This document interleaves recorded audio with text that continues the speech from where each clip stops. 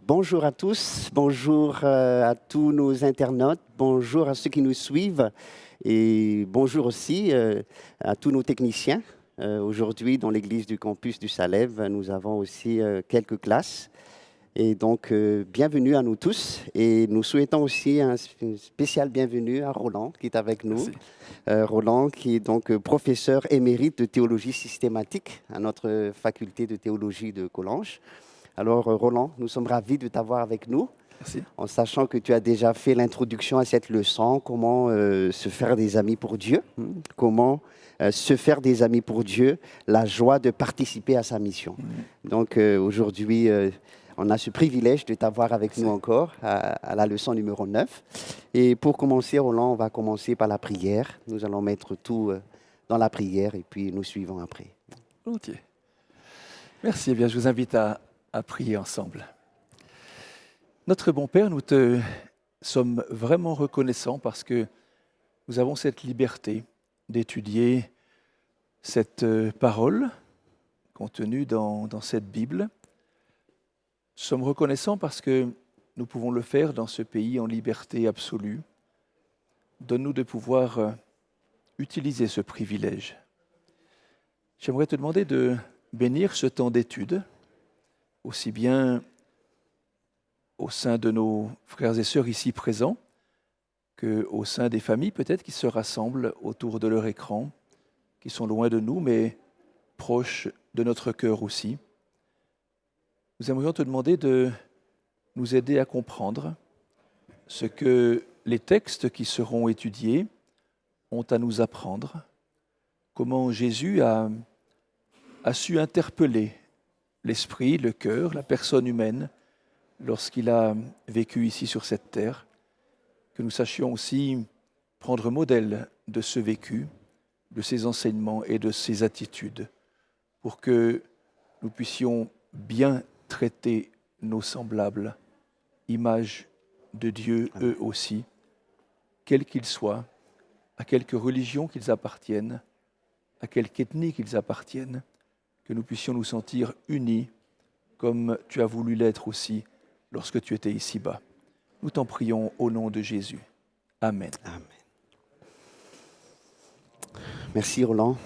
Donc aujourd'hui, nous avons comme titre « Cultiver un état d'esprit victorieux ».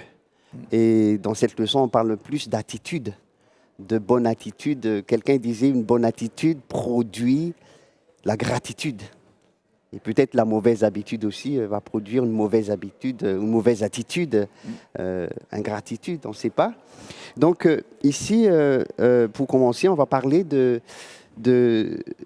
auditeurs réceptifs dans des endroits inattendus. Et on va voir l'attitude de Jésus. Et pour cela, Roland, je t'invite et j'invite nos internautes à lire avec nous, à revoir l'histoire de la femme samaritaine et de Jésus qui se trouve dans Jean chapitre 4. Et nous allons lire le verset 3 à 8 et ensuite le verset 27, 34 à 35. Jean chapitre 4 et le verset 3 à 8. Il quitta la Judée et retourna en Galilée. Or, il fallait qu'il passe par la Samarie. Et il arrive donc dans une ville de Samarie nommée Sychar, près du champ de Jacob, que Jacob avait donné à Joseph, son fils. Là se trouvait la source de Jacob. Jésus, fatigué du voyage, s'était assis au bord de la source. C'était environ la 6e heure. La femme de Samarie vient puiser de l'eau. Jésus lui dit « Donne-moi à boire ». Ses disciples, en effet, étaient allés à la ville pour acheter des vivres. Ensuite, je vous invite à venir avec moi au verset 27 également. Là-dessus arrivèrent ses disciples qui s'étonnaient de le voir parler avec une femme. Toutefois, aucun ne dit « Que cherches-tu » Enfin, au verset 34 et 35, Jésus leur dit « Ma nourriture, c'est de faire la volonté de celui qui m'a envoyé et d'accomplir son œuvre. ne dites-vous pas, vous, qu'il y a encore 4 mois jusqu'à ce que vienne la moisson? Eh bien, je vous le dis, levez les yeux et regardez les champs, ils sont blancs pour la moisson. Roland, quand je regarde ce texte, je vois Jésus et je vois aussi ses disciples. Les disciples étaient partis chercher à manger. Jésus, il est fatigué, il a faim. Il va dialoguer avec... il va donc aller au niveau de cette source et il va rencontrer donc une femme, la femme samaritaine. Alors je me pose la question, nous nous posons la question, quelle est la différence entre l'attitude de Jésus et de ses disciples?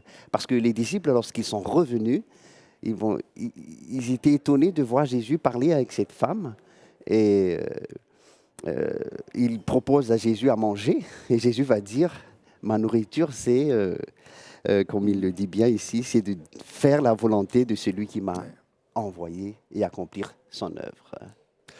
Voilà, alors, merci d'avoir lu et rappelé ce récit. Peut-être faudrait-il, juste pendant quelques secondes, replacer ce texte dans son contexte culturel. La Samarie, c'est quoi? Alors, si on regarde le livre des rois, le premier livre des rois, dans le chapitre 16, par exemple, on a une très petite histoire qui est relatée et qui nous parle d'un roi de la région qui s'appelle Omri, qui, nous dit le texte, n'a finalement pas fait la volonté de Dieu, mais qui achète une colline.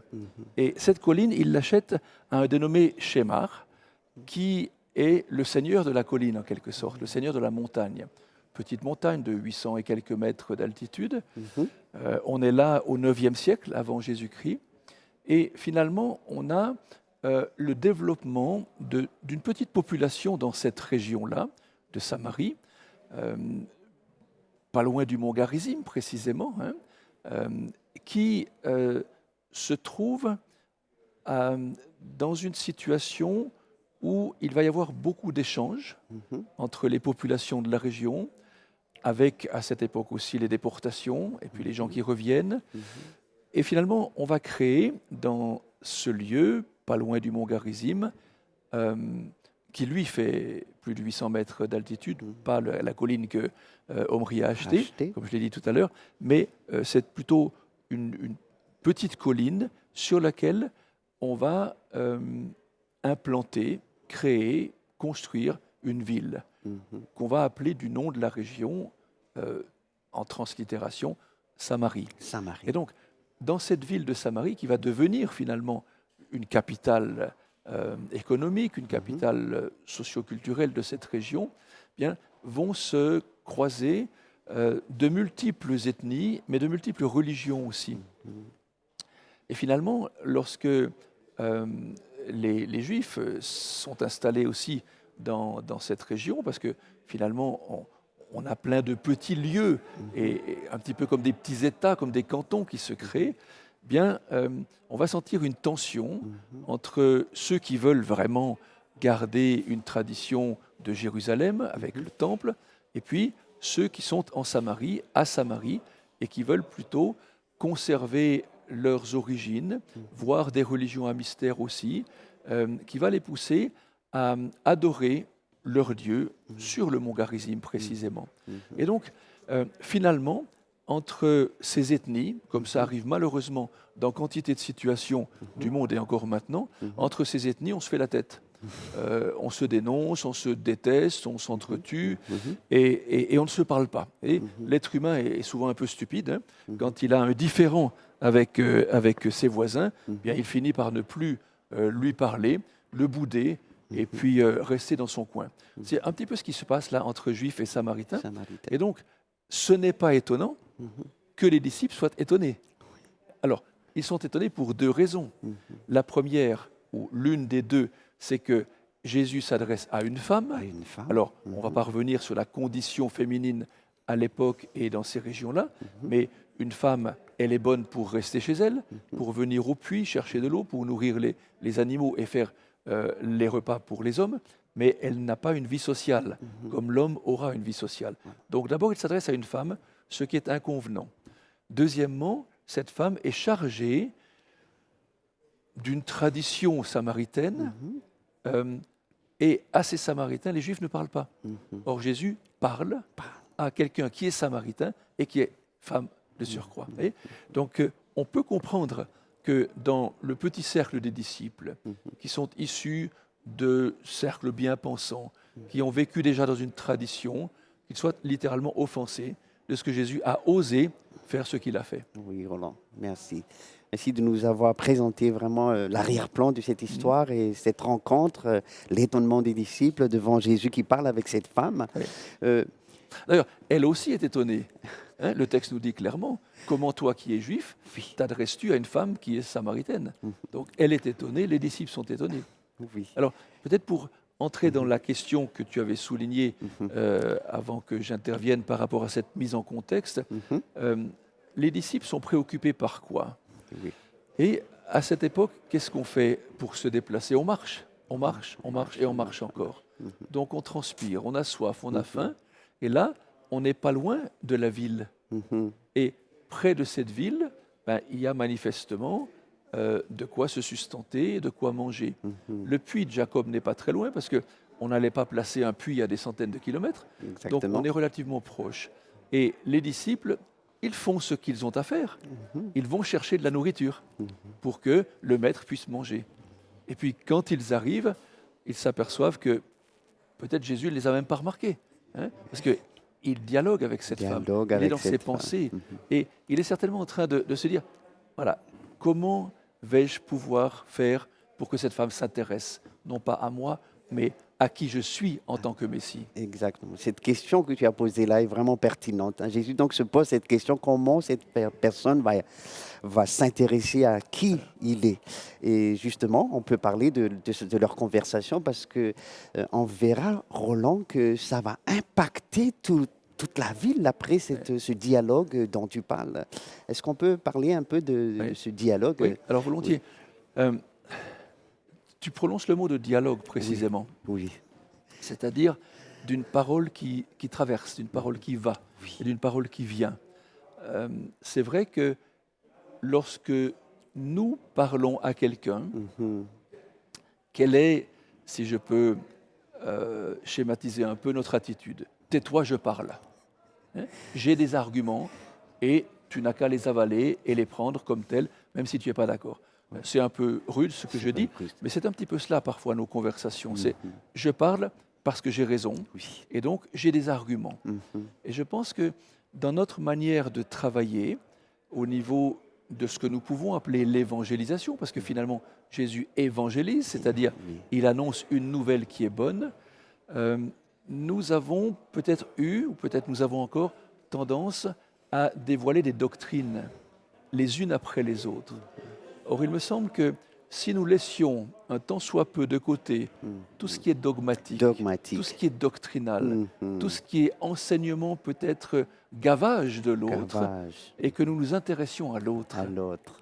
peut-être que nous arriverions mieux à l'intéresser au message, Au message. au-delà de toute doctrine, de tout dogme et de toute dogmatique. Mhm. Et finalement, qu'est-ce que fait Jésus? Il laisse parler, il laisse cette femme s'étonner. Comment, toi qui es juif, tu me parles, etc. Puis Jésus lui dit, mais si tu savais, moi j'ai de l'eau qui est de l'eau de vie, alors donne-moi. Et la femme est pragmatique. Pourquoi? Ben, c'est une femme, donc elle est préposée au travail. Hein. L'homme est préposé à la discussion, la femme est préposée au travail. Donc elle est fatiguée de venir chercher l'eau pour sa famille et son bétail. Si elle trouve ici, comme Jésus semble le dire, une source d'eau de vie qui finalement va étancher la soif de tout le monde Bon. sans plus avoir à venir de nouveau dans ce puits, c'est ce qu'elle souhaite. C'est ce qu'elle Donc souhaite. elle est prête à le faire. Hein. Et Jésus la laisse dialoguer comme cela, la laisse dans ses pensées. Finalement, il va lui révéler que cette eau, ben, elle n'est pas liquide, mais c'est moi, etc. Hein, donc il y a une approche, je pense que nous avons là beaucoup à apprendre, Beaucoup à apprendre. de la pédagogie de Pédagogie Jésus de Jésus. par rapport à son enseignement, qui est loin d'être un enseignement apologétique, Apologétique. dogmatique, doctrinal, mais qui est un enseignement qui passe au travers d'un dialogue Dialogue. avec un être en demande, en quelque On sorte. demande. Merci Roland. Nous avons une question ici de Yves Le Bretier. Est-ce que Jésus sait que beaucoup de ses actions, souvent incomprises par ses apôtres, serviront de réflexion pour les chrétiens? Les questions étaient intéressantes, comme toutes les questions d'ailleurs. Est-ce que Jésus sait que beaucoup de ses actions, souvent incomprises par ses apôtres, serviront de réflexion pour les chrétiens? J'ai envie de dire qu'il l'espère en tout cas, il le souhaite. Hein. Maintenant, c'est vrai, Jésus est Jésus. Il sait beaucoup de choses. Il peut imaginer peut-être que le chrétien, les hommes, les femmes, vont peut-être mal interpréter ce qu'il a dit, peut-être déformer, peut-être justement élever en tradition les choses, ce qu'il n'a pas envie. Alors, le sait-il, ne le sait-il pas? Je dirais ceci, c'est que Jésus fait le travail. On dirait maintenant, il fait le job. Il fait le C'est-à-dire, job. il fait ce qu'il a à faire, c'est de dire qui il est, en espérant que les disciples ne vont pas distordre cette prédication évangélique de Jésus et qu'ils vont, et là j'appuie cette question en disant qu'ils vont avoir la sagesse de se dire comment Jésus enseignait-il, comment Jésus a-t-il touché le cœur de l'autre, au-delà des traditions. Merci Roland. Eh bien, cette femme, à un certain moment, va dire à Jésus, Jésus va lui dire, si tu bois de cette eau, toi-même, tu vas devenir une source. Et c'est incroyable, Roland. C'est comme si Jésus lui fait comprendre qu'elle-même peut devenir un puits, une source. Et donc, c'est justement la suite, parce que ce dialogue va impacter les habitants de Sychar. Et si tu me permets, je vais le dire juste, si tu n'as Oui. pas quelque chose à dire, au verset 30, au verset 28 jusqu'à 30 du chapitre 4, nous voyons... la femme laissa donc sa jarre. La femme laissa donc sa jarre, s'en alla dans la ville et dit aux gens, venez voir, il y a là un homme qui m'a dit tout ce que j'ai fait, serait-ce le Christ? Ils sortirent de la ville pour venir à lui. Et au verset 39, beaucoup de Samaritains de cette ville-là mirent leur foi en lui à cause de la parole de la femme qui rendait ce témoignage. Il m'a dit tout ce que j'ai fait. Aussi, quand les Samaritains vinrent à lui, ils lui demandèrent de demeurer auprès d'eux, et il demeura là 2 jours. Ils furent encore beaucoup plus nombreux à croire à cause de sa parole. Il disait à la femme, ce n'est plus à cause de tes dires que nous croyons, car nous l'avons entendu nous-mêmes et nous savons que c'est vraiment lui, le Sauveur du monde. Comment cette interaction de Jésus avec cette femme, Ouais. comment il a pu, allons dire, briser son cercle pour que finalement, cette attitude a ouvert des portes à d'autres choses aussi. Alors, dans ta question, avant de lire le texte, il y avait cette idée, Jésus prétend être cette source, mais cette femme peut la devenir aussi. On peut transmettre le bienfait de cette source. Lorsqu'on parle de maladie, et je pense que nous sommes en plein dedans avec le Covid, on parle de contagion, on parle de transmission, on parle de donner ce mal, de le perpétrer. Donc on se protège par tous les moyens possibles. Et si on parlait un peu de la contagion du bien aussi?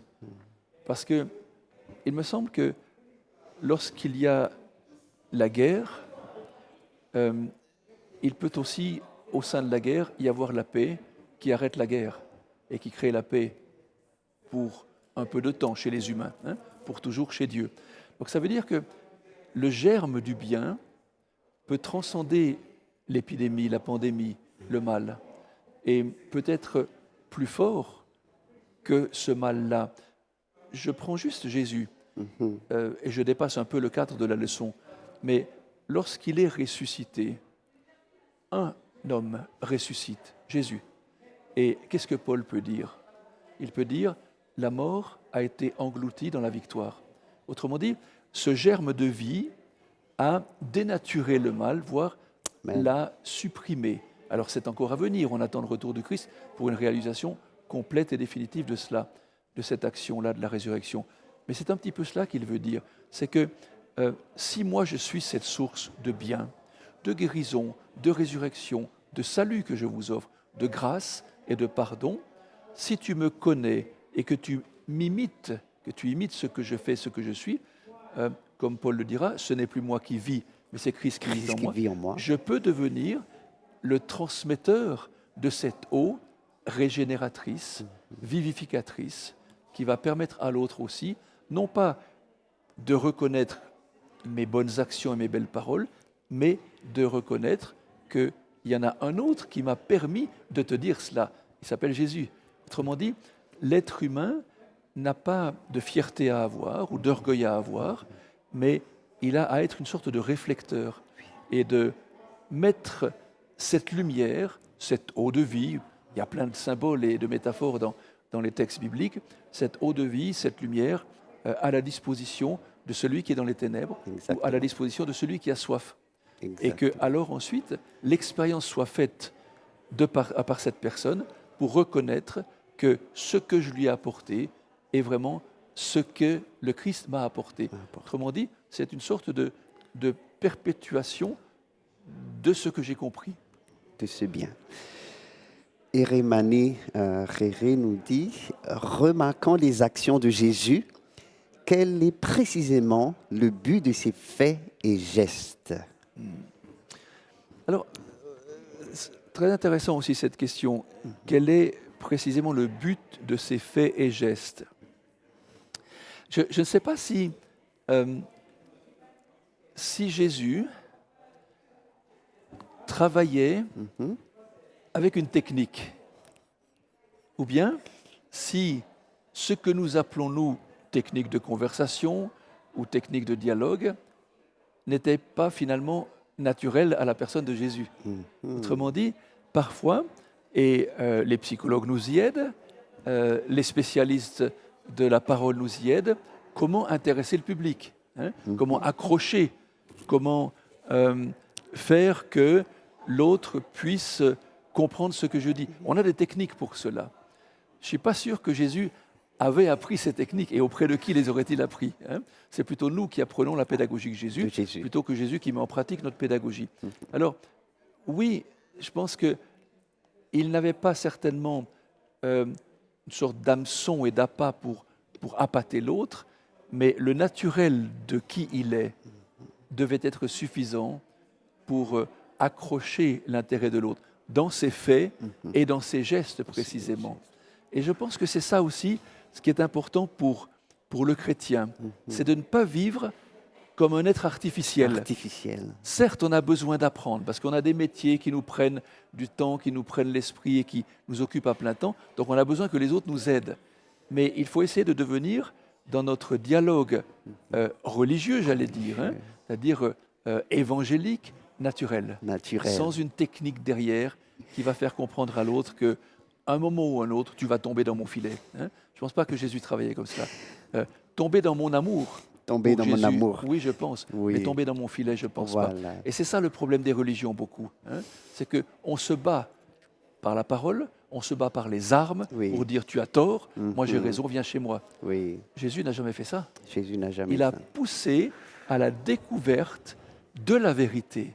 Mais la découverte de la vérité, ce n'est pas un dogme ni une doctrine, c'est une personne, c'est Jésus. Oui. Et comment permettre à l'autre de découvrir cette vérité, qui n'est pas l'incarnation d'un être dans une église, mais qui est le chef de l'église en quelque sorte, Jésus lui-même.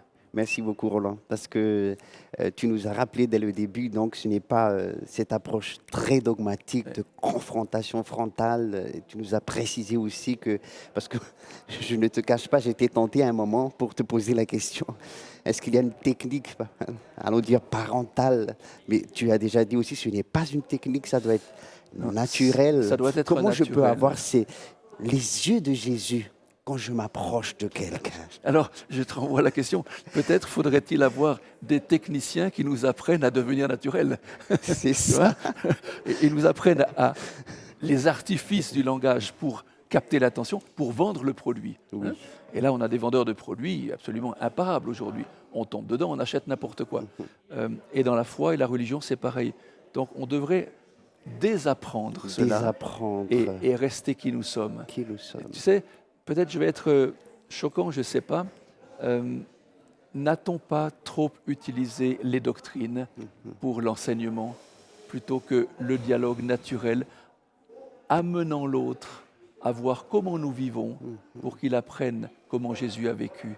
Alors je ne dis pas que la doctrine est inutile, mais elle est, je dirais, insuffisante et parfois même elle devient secondaire au moment où je deviens un être vrai. Oui. Et ça, c'est le plus difficile, d'être un être vrai. Et Jacques nous le rapporte dans sa petite lettre aussi, au chapitre 4. Il dit, ne soyez pas des êtres, il dit dipsukoi, à deux âmes, à deux pensées, tantôt ceci, tantôt cela. Soyez vrais.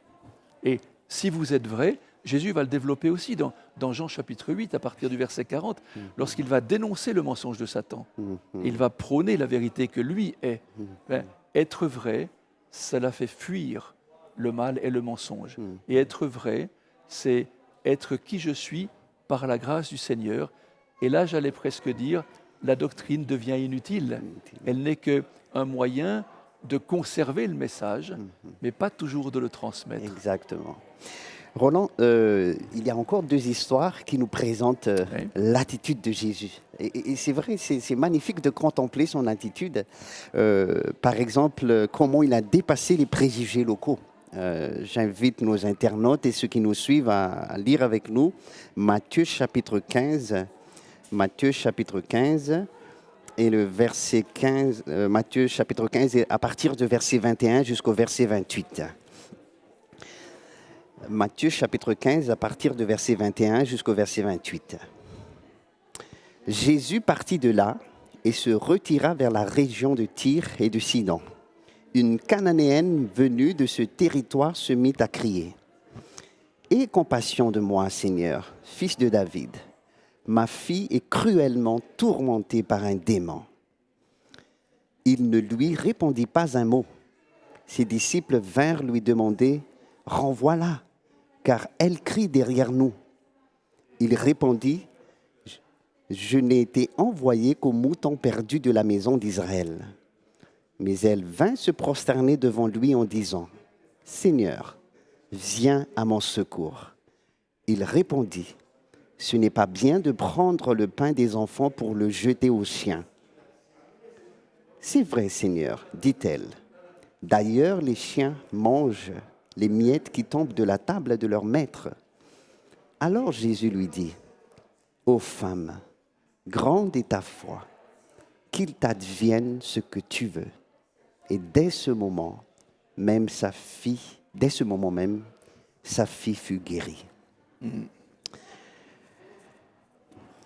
Quand je pense à cette histoire, et quand nous regardons cette interaction entre Jésus et cette femme, qu'est-ce qui peut venir à notre pensée? Dans un premier temps, il va refuser délibérément, mais la fin de l'histoire montre que Jésus avait une bonne intention vis-à-vis de cette femme. Alors, si tu permets, Franck, comme je l'ai fait tout à l'heure pour la Samaritaine, Oui. deux mots sur la Cananéenne. Oui. Lorsqu'on parle de Canaan, on parle d'une région beaucoup plus ancienne que la Samarie. On a situé la Samarie à peu près au IXe siècle avant Jésus-Christ dans sa création. La Canaan, la mentalité cananéenne et le peuple, on le situe déjà à partir du 3e, 2e millénaire avant Jésus-Christ. Lorsque Dieu va proposer à son peuple en esclavage en Égypte d'aller dans un pays, c'est en Canaan, c'est-à-dire c'est dans un pays qui est déjà existant, qui a de multiples ressources alimentaires et des richesses innombrables, mais aussi quantité de contradictions religieuses. Des fêtes païennes même aussi, qu'Israël va hériter, va peut-être transformer, dont le christianisme va aussi hériter plus tard. Donc ça veut dire qu'on se trouve là dans un pays dont le syncrétisme religieux est absolument évident. Et donc ça veut dire qu'il y a là non plus d'entente entre le juif pieux de l'époque et le cananéen. Alors de nouveau, comme pour la Samarie, on est en présence d'une femme, ce qui complique le problème.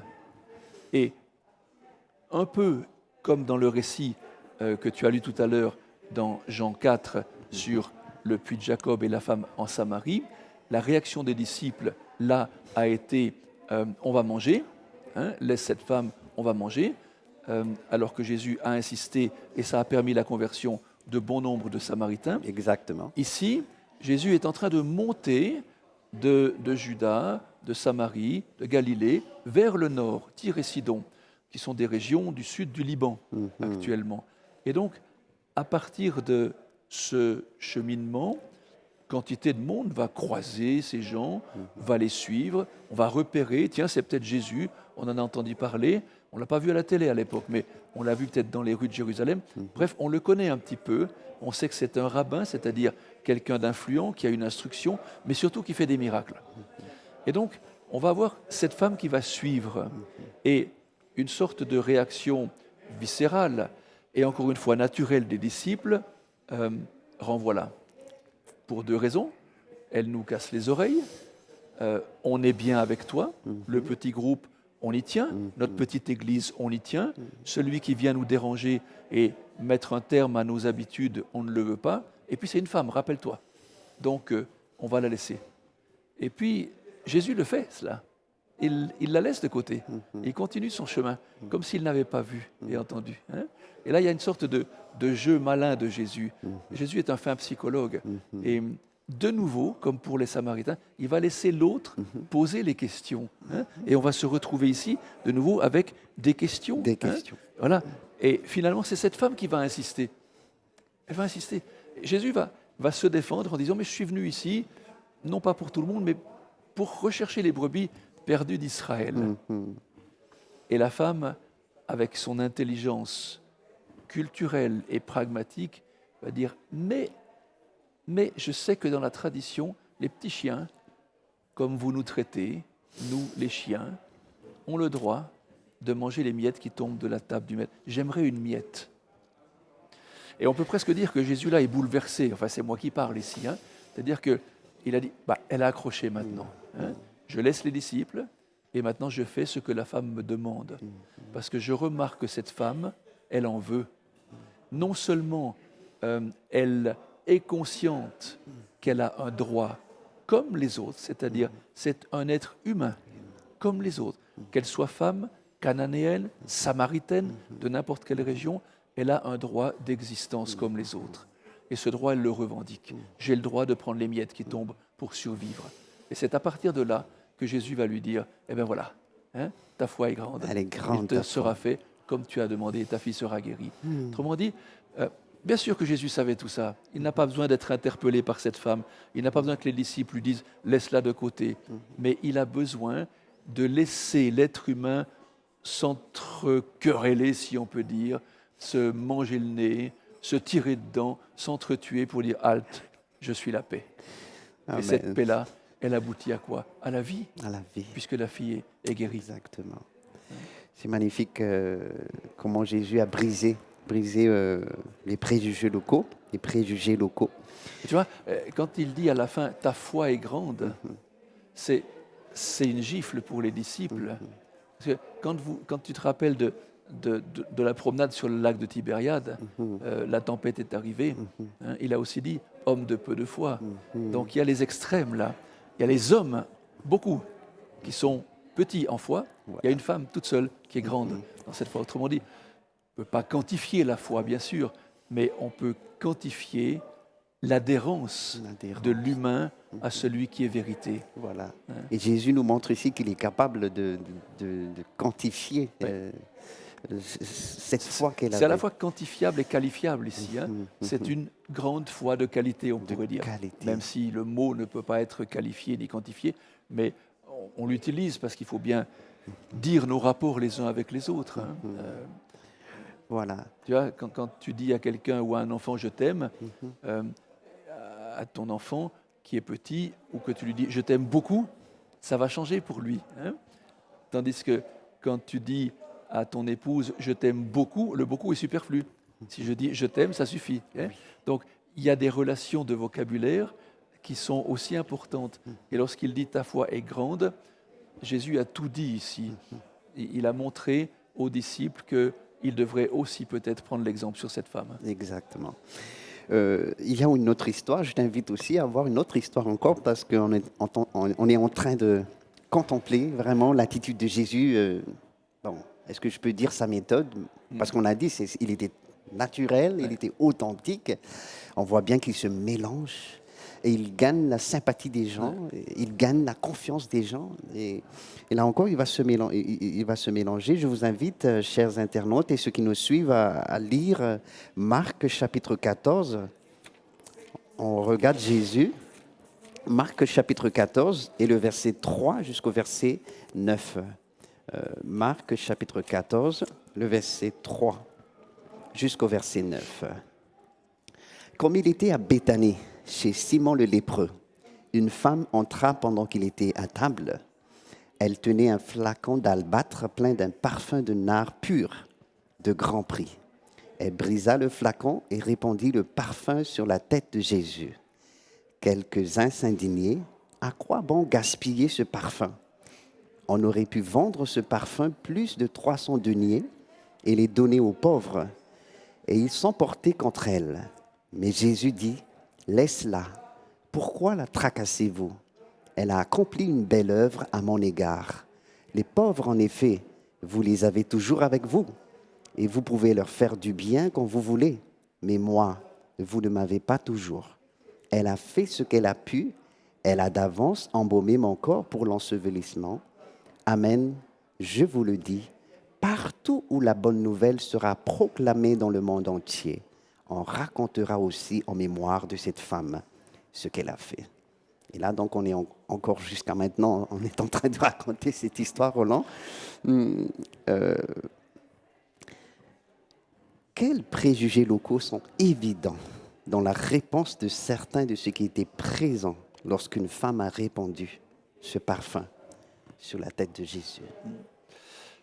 Alors, on se trouve là dans une troisième région. Hein. On était en Samarie, on était chez les Cananéens. On est maintenant proche de Jérusalem, hein, sud-est de Jérusalem, tout près, Béthanie. Donc, on est vraiment au cœur du lieu où se passe le salut de l'humanité, en quelque sorte, si on prend géographiquement la chose. Maintenant, ce récit est abordé de multiples manières dans les différents évangiles. Ici, on n'a pas le nom de la femme, dans d'autres, on l'aura. Mais c'est une femme, de nouveau, d'accord? C'est une femme. Moi, j'ai d'abord cette impression, en ayant quand même étudié ces questions de mentalité et de culture de cette époque, que les femmes de ces régions ont enfin trouvé un homme qui les écoute. Et ça, je crois que c'est important. Alors, pour l'époque, c'est important parce que la femme n'est pas écoutée. Maintenant, on va aller consulter un spécialiste, homme ou femme, et de n'importe quelle ethnie, quand on a besoin d'être entendu. Mais là, elles savent, ces femmes, et cette troisième ici, elle le sait aussi bien que les autres, qu'il y a peut-être en Samarie, dans le pays de Canaan, dans la Judée, vers Jérusalem, il n'y en a qu'un qui peut écouter. Hein. Enfin, c'est moi qui réduis un petit peu l'histoire. Mais on a l'impression que les femmes de ces régions savent qu'elles peuvent aller et qu'elles ne seront pas repoussées. Je pense là juste incidemment à la femme adultère. Alors, Jésus ne l'a pas repoussée. Et c'est le pire qu'on ait fait à cette époque-là qui va justifier une lapidation. Et Jésus va dire non, va et puis contrôle, hein, ne pêche plus. Et dans le cas de ce fameux vase d'albâtre et de ce parfum répandu sur la tête ou sur les pieds, peu importe où, on est un petit peu dans cette situation-là, une femme peut-être d'une vie répréhensible, d'une vie qui n'est peut-être pas la meilleure, et qui a une belle vie, finalement. Ne sommes-nous pas tous des pécheurs? Alors après, on va donner une gradation des péchés, plus ou moins. Lui est pécheur, donc il faut le radier de l'Église. Moi, je ne suis pas trop pécheur, donc je peux rester. Hein. Jésus ne discute pas la quantité du péché. Il discute de la qualité du cœur de l'être humain. Et ici, on a cette femme qui a envie de communiquer et de donner ce qu'elle a de mieux, c'est-à-dire une chose, un parfum. Certes, on l'appellera de grand prix. Certes, on aurait pu le vendre et le donner aux pauvres. Alors, ça, c'est l'excuse que j'ai à chaque fois que je n'en ai pas d'autre. C'est-à-dire que je vois que l'autre fait ce qui ne me convient pas, j'essaye de trouver une raison pour lui dire « ce que tu fais n'est pas bien, tu devrais faire autrement ». Et quand on parle des pauvres, on a trouvé la solution. Et qu'est-ce qu'il dit Jésus? Les pauvres, vous les avez tout le temps, ils sont tout le temps là. Moi, je vais partir. Et donc, il va utiliser cet acte anodin de cette femme, et ô combien important pour cette femme, d'avoir donné de la richesse qu'elle possède, peut-être de manière un peu provocatrice. Parce que oindre la tête ou oindre les pieds, essuyer avec ses cheveux, il y a une relation quand même à la limite érotique dans cette action de cette femme-là. Et Jésus va transcender cette situation pour dire, mais moi je lis dans ce qu'elle a fait une prophétie. Ici, je tire enseignement et je prêche. Qu'est-ce qu'elle a fait et qu'est-ce qu'il dit? Elle a d'avance embaumé mon corps pour la sépulture. Autrement dit, Jésus ne va pas voir le mal, il ne va pas voir le fait que c'est une femme, il va relire l'incident. Et cette relecture de l'incident, il va placer cet incident au niveau du salut de l'humanité, en disant, cette femme, et finalement, tu as lu jusqu'au bout, ici, partout où la bonne nouvelle sera prêchée dans le monde entier, on racontera aussi en mémoire de cette femme ce qu'elle a fait. Et raconter ce qu'elle a fait, c'est dire quoi? Elle a fait bien, alors que l'humanité dit, elle a fait mal. Jésus dit non, elle n'a pas fait mal, elle a fait bien. Voilà, tu sais, franchement, je suis abasourdi quand je regarde l'attitude de Jésus, de manière positive. Hein. Vraiment, il a une attitude positive. Il sait lire la situation et il arrive à donner une note très positive à chaque situation. Et ça, c'est fort de sa part. Même. Oui. Ouais, c'est constamment des relectures du phénomène que Jésus fait. Et, je pense que le problème, et quand tu soulignes cela, c'est important, le problème que nous avons, c'est très souvent de ne plus réfléchir à nos propos et aux propos de l'autre. On les prend comme tels. Et pratiquement, lorsque on voit l'attitude de quelqu'un, on dit c'est normal, d'où il vient, c'est sa coutume, c'est le fils de tel et tel, et puis on passe dessus, comme un rouleau compresseur. Jésus est attentif à chaque geste et à chaque parole de l'humain. Et il récupère. Il récupère. Tu as dit ça, c'est important. Voilà, tu sais, je prends un exemple. Par exemple, tu viens dans un pays en tant que pasteur, et puis si tu touches à la tradition des gens, allons dire de leur vérité ou la vérité, c'est comme si tu touches à leur mère. Alors c'est comme si et qu'est-ce qui va se passer si par exemple tu insultes la mère de quelqu'un? C'est la guerre. Et Jésus arrive à s'adapter et il arrive à toucher le cœur de la personne pour justement amener une attitude positive et gagner la confiance de la personne. Gagner la confiance. Alors on aimerait bien savoir comment il a fait, hein. Ça c'est la question de départ. Mais à défaut de savoir comment il l'a fait, contentons-nous de dire il l'a fait. Il l'a fait. Il l'a fait, et soyons ses imitateurs en quelque sorte. Exactement. Dans la troisième partie de notre leçon, et la dernière de notre leçon, Roland, on parle de présenter la vérité dans l'amour. Et la leçon aussi parle de la vérité présentée dans l'amour. Il semble qu'il y a une petite nuance. Je présente la vérité dans l'amour. Est-ce que la vérité que je vais présenter, elle va être présentée dans l'amour? Donc, il y a le sujet qui présente, il y a la vérité en soi qui est présentée. Donc, Paul, il donne des conseils. Il donne des conseils, je cite en passant Éphèse, Éphèse dans l'Épître aux Éphésiens, chapitre 4. Épître aux Éphésiens, chapitre 4. Paul va donner des conseils donc, dans notre interaction avec les autres dans le partage de la bonne nouvelle. Éphésiens chapitre 4 et le verset 31 et 32. Alors, Paul va dire que toute amertume, toute animosité, colère, clameur, calomnie, ainsi que toute malfaisance soit enlevée du milieu de vous. Soyez bons les uns envers les autres, pleins d'une tendre bienveillance. Faites-vous grâce, comme Dieu vous a fait grâce dans le Christ. Dans la version du second, il dit « Pardonnez-vous les uns les autres, comme Dieu vous a pardonné en Jésus-Christ. » Paul va nous donner des conseils ici dans la présentation de la vérité avec amour. Est-ce que tu as quelque chose à apporter en plus des attitudes de Jésus que tu as déjà très bien présentées ce matin, Roland? Moi, si on regarde l'histoire des religions, j'ai l'impression que la vérité que je mets entre guillemets, entre parenthèses, entre crochets, entre tout ce qu'on veut, la vérité a été amenée dans la guerre et la douleur, dans la mort. On a tué beaucoup pour tenter d'inculquer la vérité. On n'est pas loin de Genève ici, hein. On se rappelle l'histoire de la Réforme. Lorsque on contestait la Réforme, on élevait facilement les bûchers. Autrement dit, on muselle volontiers celui qui est contre la vérité que je proclame. Alors, Paul est ici dans un monde où les droits de l'homme, c'est vrai, ne sont pas aussi développés que maintenant dans les régions des pays industrialisés.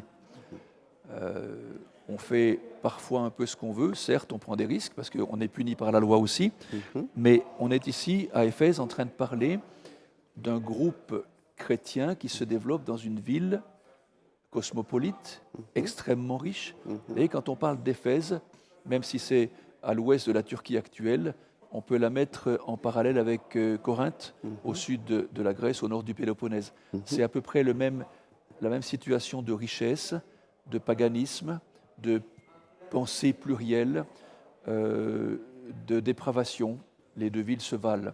Et donc ici, dans cette information qu'il donne, il va utiliser plusieurs mots.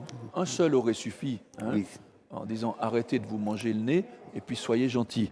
Mais il dit amertume, animosité, colère, cri, hein, la clameur, et puis calomnie, c'est les insultes contre l'autre. Quand il écrit aux Philippiens, aux Corinthiens, aux Éphésiens, il écrit à peu près pareil. C'est-à-dire, arrêtez de ne pas vous supporter les uns les autres, mais supportez-vous. Je supporte l'autre à partir de quand? À partir du moment où il fait ce que j'ai envie de faire. Et j'ai envie qu'il fasse ce que je lui dis de faire. Or, Paul va dire non, dans tous ces textes-là, il va dire, jusqu'à maintenant, vous vous insultez, vous vous criez dessus, vous vous frappez. Et si on changeait de registre, de relation? Et c'est là qu'il va dans cette deuxième partie, qui est devenue le verset 32 de ce chapitre 4, « Soyez bons hein, », c'est-à-dire soyez agréables les uns envers les autres. Soyez compatissants, c'est-à-dire comprenez que l'autre peut ne pas comprendre comme vous. Comprenez que l'autre a besoin d'empathie, de sympathie, de compréhension, de pardon aussi. Pardonnez-vous réciproquement, etc. Autrement dit, il prend dans ce vocabulaire le contre-pied du vocabulaire qu'il avait utilisé pour dénoncer le mal qui se vit dans cette église d'Éphèse. Je rappelle encore une fois, quand on parle d'église, ne voyons pas un grand bâtiment avec toute une population. Ce sont des groupes de familles, des petits groupes, parfois qui se réunissent n'importe quand dans la semaine et le sabbat aussi. Et c'est à ces groupes qu'il parle. Ce sont des lettres circulaires, surtout les Éphésiens. Ce sont des lettres circulaires comme les Colossiens. Et on va se lire ces lettres d'une communauté à l'autre, d'une maison à l'autre. Et on va peut-être petit à petit comprendre que les relations entre les humains doivent être comme les relations entre Dieu et l'humain, c'est-à-dire une relation d'empathie, de sympathie et de pardon. Et ça, c'est le maître mot que Paul va utiliser et que Jésus a utilisé aussi dans ses paraboles. Le pardon. C'est-à-dire non pas accepter n'importe quoi, mais savoir que l'autre a été capable de n'importe quoi et que Dieu lui pardonne, que j'ai été capable de n'importe quoi et que Dieu me pardonne. Voilà. Le pardon n'est pas un modus vivendi, un mode de vie. Le pardon est un lieu de prise de conscience que le passé n'est plus ce qu'il était aux yeux de Dieu.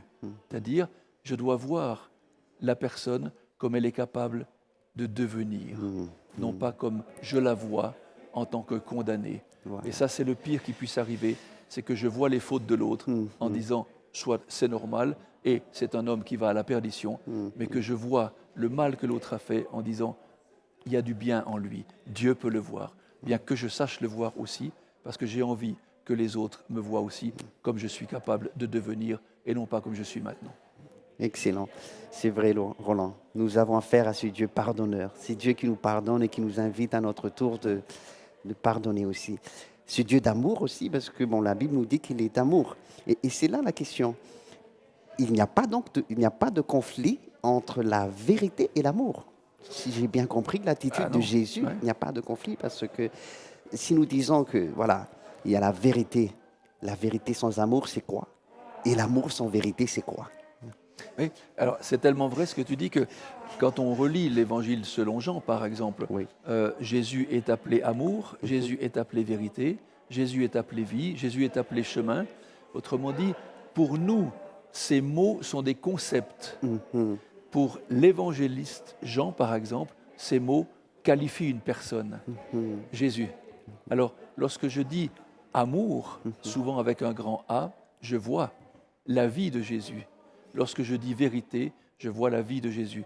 Et ce que Jésus nous appelle à être, c'est d'être des êtres de vérité.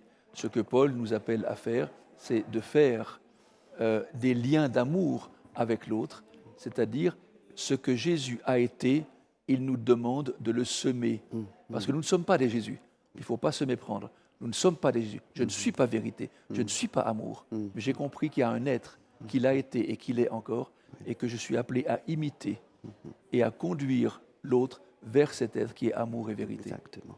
Je vais aller plus loin, Roland, dans ma sensation en moi et peut-être nos internautes aussi. Est-ce que si je parle de la vérité et que j'enlève l'amour, qui est vraiment au cœur de la vérité, est-ce qu'on peut parler de légalisme? Parce que dans la Bible, on parle aussi de la tension entre la grâce et la loi, l'amour et la grâce et la loi, l'amour et la compassion, la vérité, l'amour et la vérité. Donc je me dis, est-ce que si je parle que de la vérité, après je deviens légaliste, ou l'inverse, à contrario, si je ne parle que de l'amour, ma religion devient émotionnelle, centrée sur l'émotion tout simplement, et il n'y a pas de vérité, il n'y a pas d'annonce de pratique juste ou de vérité juste, de la foi. Oui. Je pense que la vérité est gracieuse. Hein. La vérité, si on prend le texte de Ésaïe 65, comment Dieu est-il appelé? Il est appelé Dieu de vérité, le Dieu Amen, le Dieu qui est vrai, qui tient fort celui qui vient vers lui, qui ne le lâche pas. C'est un Dieu qui à la fois aime parce qu'il est vrai et il démontre son amour dans le fait qu'il est vrai. Autrement dit, lorsque tu prends l'exemple de l'éducation d'un enfant, si tu trompes ton enfant, c'est-à-dire si tu mets une parcelle de haine dans l'amour que tu normalement lui prodigues, l'enfant peut détecter le faux chez toi, c'est-à-dire la non-vérité. Donc les deux sont liés. Tout à On ne fait. peut pas enlever l'amour de la vérité et enlever la vérité de l'amour. Ils fonctionnent ensemble. Un être vrai est amour. Un être amour est vrai. Et justement, nous avons dans toute la Bible le contraire aussi. Un être faux et haineux. Et là, il est dénoncé comme étant le serpent ancien, tous les noms de bêtes lui sont donnés. Finalement, il s'appelle Satan, l'ennemi, ou le diabolos, celui qui met le désordre. Mais là, on a ces deux entités. Celui qui est faux et haineux, celui qui est vrai et amour. Donc, nous avons parlé de Paul, Je reviens à ton introduction. Il y a quelque chose de très pertinent que tu as, quelque chose de très pertinent que tu as dit. Donc nous avons une question là. Par rapport à notre sujet de l'école du sabbat, quel était le plus grand besoin de chaque personne qui venait à la rencontre de notre Seigneur Jésus? Difficile de se mettre à la place des gens de cette époque, mais il me semble qu'il y a un besoin fondamental de l'être humain, c'est la guérison. Exact. Et quand on voit tous celles et ceux qui se sont approchés de Jésus, c'est soit pour demander une guérison, soit pour demander une résurrection. C'est-à-dire, l'être humain a besoin de mieux. Et on savait qu'en Jésus, on trouvait ce mieux. Alors, Jésus a accédé à ces demandes momentanées, sachant que dans cette situation du monde qui n'est pas encore le monde nouveau comme les prophéties nous l'annoncent, ces gens-là allaient une fois ou l'autre retomber malades et finalement mourir. Mais il a accédé à leurs demandes. Et en accédant à leurs demandes, je pense qu'il n'est pas resté là, mais il a parlé de la foi, il a parlé de l'amour, il a parlé du salut. Tu cherches un sauveur, le Messie, tu l'as en face de toi, la femme samaritaine. Donc il a su utiliser les besoins physiques des humains, des hommes et des femmes, pour instiller en eux le besoin spirituel aussi. Des besoins spirituels aussi. Donc il apporte la guérison par la même. Roland, donc je disais avant cette question, parce que pour le reste de temps qui nous reste, tu commentais aussi dans l'introduction de ce trimestre, dans la leçon numéro 9, notre verset à mémoriser. C'est 1 Pierre 3,15. Il s'agit de conseils que Pierre nous a donnés aussi. Il disait « Sanctifiez dans vos cœurs le Seigneur Jésus-Christ ». Allons voir ce texte de 1 Pierre 3,15 et sans trop te demander, est-ce que tu pourrais encore nous résumer ou résumer à nos internautes qui n'ont pas eu le privilège d'avoir cette présentation que tu as faite. 1 Pierre 3,15, c'est notre verset à mémoriser aujourd'hui, qui résume en tout le tout. Pierre est aussi ce personnage un petit peu, des fois très rapide dans ses questions et dans ses réponses, mais en même temps, il a écrit des perles, de beaux textes, il a écrit. Et au verset 15 de ce chapitre 3 de sa première lettre, il dit « Sanctifiez dans vos cœurs Christ le Seigneur ». Alors, sanctifier, c'est un mot, c'est un verbe qui a plusieurs significations, dont une est honorer. Alors, comment puis-je honorer le Seigneur? C'est en le présentant bien, de la bonne manière. Et donc, c'est là que Pierre va maintenant montrer à ceux qui veulent prêcher et communiquer le message de l'Évangile comment le faire. Et il le dira dans la suite, vous devez être toujours prêts à défendre avec douceur et respect devant quiconque vous demande raison de l'espérance qui est en vous. Alors il utilise des expressions qui sont très fortes ici. Vous défendre, c'est ce qui donnera l'expression de l'apologie. L'apologie. Mais dans la science apologétique, dans l'histoire du monde, chez les pères de l'Église, au Moyen-Âge, dans la Réforme, l'apologie a été extrêmement virulente. On l'a cité tout à l'heure dans la Réforme. J'ai raison, tu as tort, donc je te tue.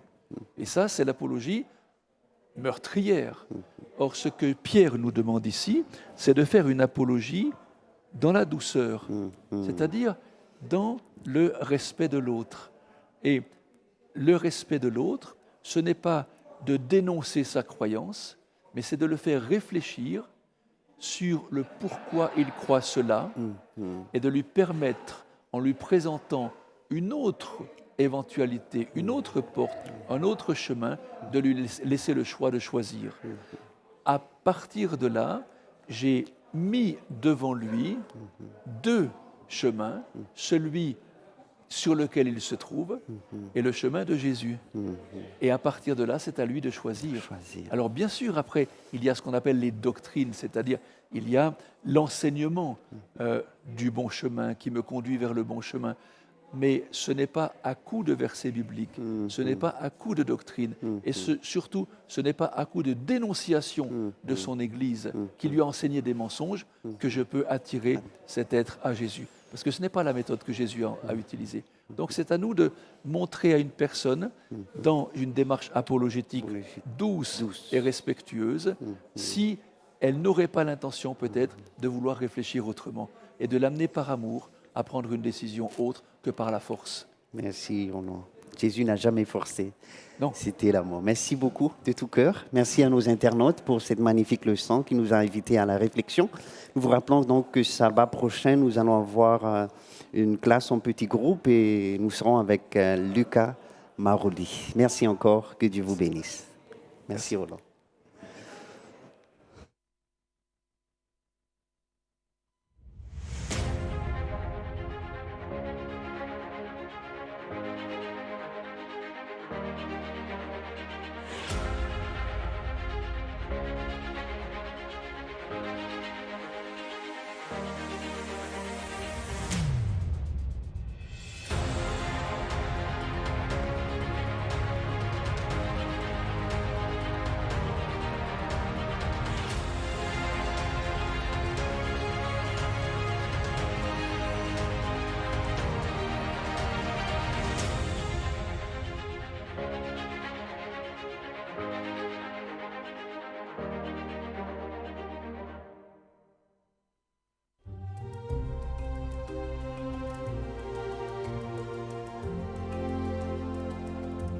Une famille de missionnaires a fait ses bagages et s'est préparée pour une nouvelle aventure en Albanie. Dieu avait appelé Delmar, Nati et Clara, âgées de 3 ans, à servir dans la fenêtre 10-40. Nous venons tous deux du Brésil. Je pense que Dieu a mis dans nos cœurs le désir de le servir dans un endroit et un environnement différent. Un endroit où nous ne nous sentirions pas à l'aise, quelque part où pourraient être mis au défi nos deux ministères. Nous avons très rapidement découvert quelques-uns des défis auxquels nous aurions à faire face en prêchant et en apportant l'évangile dans ce pays. Pendant des années, l'Albanie a été un territoire communiste, bannissant la religion et se déclarant le premier et le seul État athéiste. Le communisme s'est effondré en 1990, mais même aujourd'hui, la religion ne semble pas être la priorité pour un grand nombre de personnes. Il y a environ 120 adventistes pour une population de 3 millions d'habitants en Albanie. Delmar, Nati et Clara se sont vus assignés à servir dans la ville de Korçë, où se trouve la première église adventiste construite en 1994. La première année a été particulièrement difficile. En dépit de leurs efforts, personne n'a été intéressé par les études bibliques et ils n'ont eu aucun baptême à fêter. À la fin de ma première année, j'étais vraiment découragé parce que rien de grand ne s'était passé. Je ne voyais même pas de changement au niveau de l'église. Dans notre tête, nous faisions une association entre quelque chose de grand et un grand nombre. Au cours de ma première année, j'avais essayé de faire de mon mieux. Je travaillais beaucoup pour que quelque chose de grand, d'important se passe, en accord avec ce que j'imaginais. Au plus fort de sa frustration, Delmar reçut un appel pour devenir le pasteur d'une grande église au Brésil. Cette offre semblait tomber au bon moment, et il s'empressa de partager cette excitante nouvelle avec sa femme. J'ai dit à ma femme, nous venons de recevoir un appel du Brésil, qu'en penses-tu? Nous n'arrivons à rien ici. Nous n'avons qu'à accepter l'appel et partir. Elle m'a regardé et m'a dit, penses-tu que nous ayons fait tout ce que nous pouvions en Albanie? Penses-tu vraiment qu'il est temps de partir? Je pense que nous devrions rester. Le Seigneur a préparé quelque chose pour nous ici. Peut-être veut-il nous apprendre quelque chose et se servir de nous encore. Après avoir décliné l'offre qui leur était faite au Brésil, ils ont prié pour savoir comment Dieu voulait se servir d'eux dans cette difficile partie du monde. Delmar et Nati ont remarqué qu'il y avait un bon nombre d'enfants dans leur voisinage. Peut-être était-ce par cela qu'il fallait commencer. Et puis nous avons réalisé que Clara pouvait être un bon relais entre eux et nous. Chaque fois que nous sortions de la maison ou la quittions, en voyant Clara, les enfants l'appelaient et disaient « Clara, Clara, viens jouer !» Nous avons créé un terrain de volley-ball et leur avons dit « Venez jouer avec nous !» Ça s'est passé tout naturellement. Les enfants ont commencé à venir à l'église. Ils sont venus 2 fois par semaine jouer avec nous. En quelques semaines, ils savaient que j'étais pasteur. Ils avaient fait connaissance avec Nati et ils connaissaient très bien Clara. Nous étions si heureux que l'église soit pleine. Ils ont recruté de l'aide sous la forme de 2 volontaires brésiliens et de 2 volontaires du village. L'une de ces volontaires a amené son copain Fadjo à l'église chaque mois. Fadjo et moi sommes devenus amis. Nous avons commencé à parler de Dieu et à étudier la Bible ensemble. Je l'ai invité à se joindre à notre groupe. Il était réellement heureux de s'engager avec nous. Il a dit « C'est ça que je veux participer, je veux aider ces gamins, je veux servir cette communauté. » En quelques semaines, il s'est investi auprès des enfants et les enfants l'aimaient bien. Toutes ces activités nous rapprochaient et j'ai eu le privilège de baptiser Fadjo. C'était mon premier baptême en Albanie. Pour moi, c'était une vraie joie de voir la réponse de Dieu à nos prières. L'amour de Jésus a touché le cœur de Fadjo et maintenant il partage cela avec les autres. Quand nous nous servons des méthodes du Christ, les autres le voient. Je prie pour que les cœurs de cette communauté se réchauffent et qu'ils rencontrent Jésus et le suivent. Cette église a vu de nouveaux visages au cours de ces derniers mois. Ses membres entrent en contact avec les habitants de la ville grâce au centre urbain d'influence de la mission globale. Nati utilise ses dons de musicien pour l'enseigner aux enfants. Ils aiment apprendre à jouer du violon. Le centre offre aussi des cours de langue et possède un club de santé qui veut se diversifier avec d'autres programmes. Quand vous essayez quelque chose de nouveau et que vous voyez que ça marche, cela vous met de l'espoir au cœur. Cela vous motive pour essayer différentes choses, une autre approche. Priez pour ces ministères tandis qu'ils s'intègrent de plus en plus dans la communauté. Et priez pour les familles de missionnaires telles que celle de Delmar, Nati et Clara qui servent Dieu en première ligne de la mission. Quand j'ai été appelé en tant que missionnaire, j'ai pensé que j'étais prêt à changer le monde. Il m'a fallu 1 an pour réaliser qu'avant de pouvoir faire quoi que ce soit avec moi, le Seigneur devait me changer. Merci pour votre soutien aux missions de l'Église adventiste du 7e jour. Est-ce que tu aimes vivre en Albanie? Oui?